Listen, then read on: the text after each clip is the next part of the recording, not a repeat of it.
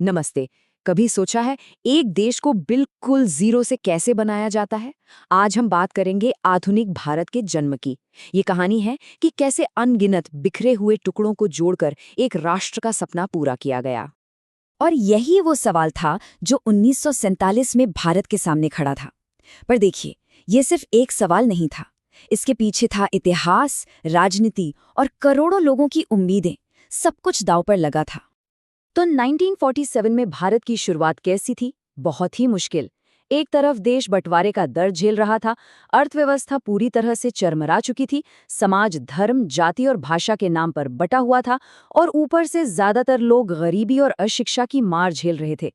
मतलब चुनौतियां ही चुनौतियां थीं। और इसी मुश्किल काम को कहते हैं राष्ट्र निर्माण। मतलब ये सिर्फ नक्शे पर लकीरें खींचने जैसा नहीं है। असली काम तो करोड़ों अलग अलग सोच, भाषा और धर्म के लोगों को एक पहचान, एक झंडे के नीचे लाना है।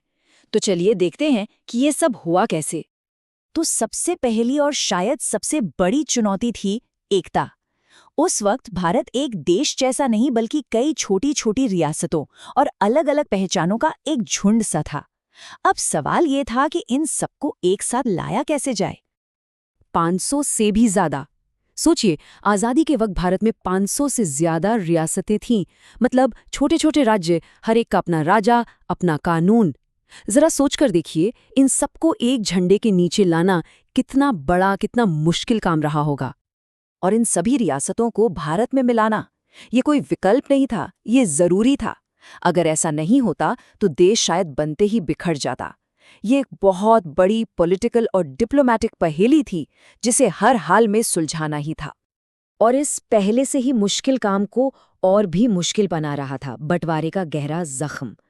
देखिए, बंटवारे ने सिर्फ जमीन के दो टुकड़े नहीं किए, इसने दिलों में नफरत भर दी, सांप्रदायिक हिंसा की आग लगा दी, लाखों लोगों को अपना घर-बार छोड़ना पड़ा और एक ऐसा अविश्वास पैदा हो गया जिसने राष्ट्र निर्माण के रास्ते को कांटों से भर दिया। अच्छा, एक और बड़ी चुनौती थी भाषा।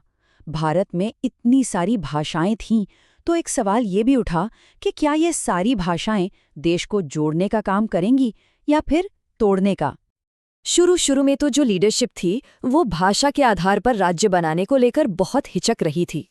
उन्हें डर था कि कहीं ऐसा न हो कि लोग अपने आप को बिहारी, मराठी या बंगाली पहले समझे और भारतीय बाद में।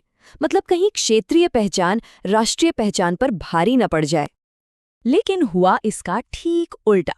जब भाषा के आधार पर राज्य बने तो देश कमजोर नहीं बल्कि और मजबूत हुआ। क्यों? क्योंकि लोगों को लगा कि उनकी भाषा, उनकी संस्कृति का सम्मान हो रहा है। इससे उनका देश के साथ जो जुड़ाव था वो और भी गहरा हो गया। तो ठीक है, देश की सीमाएं तो शक्ल ले रही थी, रियासतें जुड़ रही थी, लेकिन अब अगला और शायद सबसे बड़ा सवाल ये था कि इस विशाल देश को चलाया कैसे जाएगा, शासन कैसा होगा। ये वो फैसला था जिस पर भारत का पूरा भविष्य टिका था।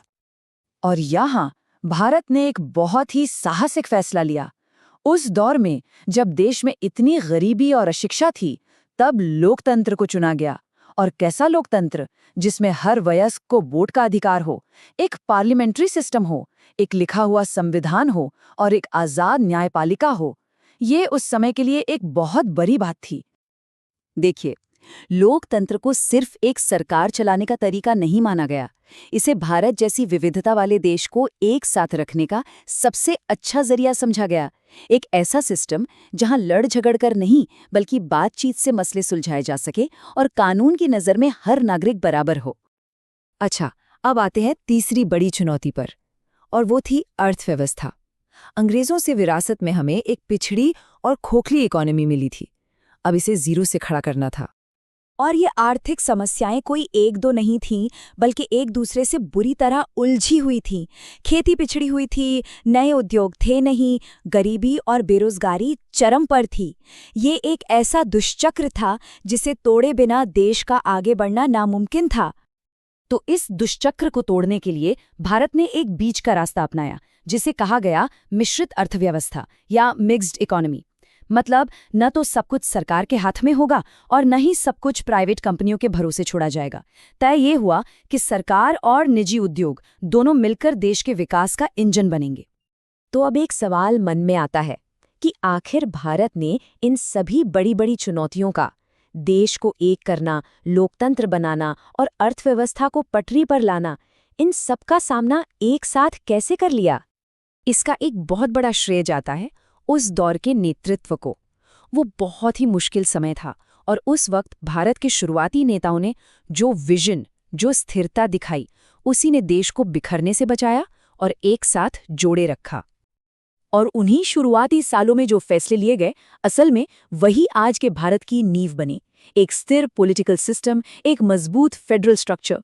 ये वो विरासत है जो आज भी हमारे देश को चला रही है, उसे आकार दे रही है। और यहीं पर हम एक आखिरी सवाल पर आते हैं। राष्ट्र निर्माण की ये जो कहानी है ना, ये कोई 1947 में खत्म नहीं हो गई, ये आज भी चल रही है। तो सोचने वाली बात ये है कि जिन मजबूत स्तंभों पर इस देश को खड़ा किया गया था, उनमें से आज कौन सा स्तंभ सबसे बड़ी चुनौतियों का सामना कर रहा है?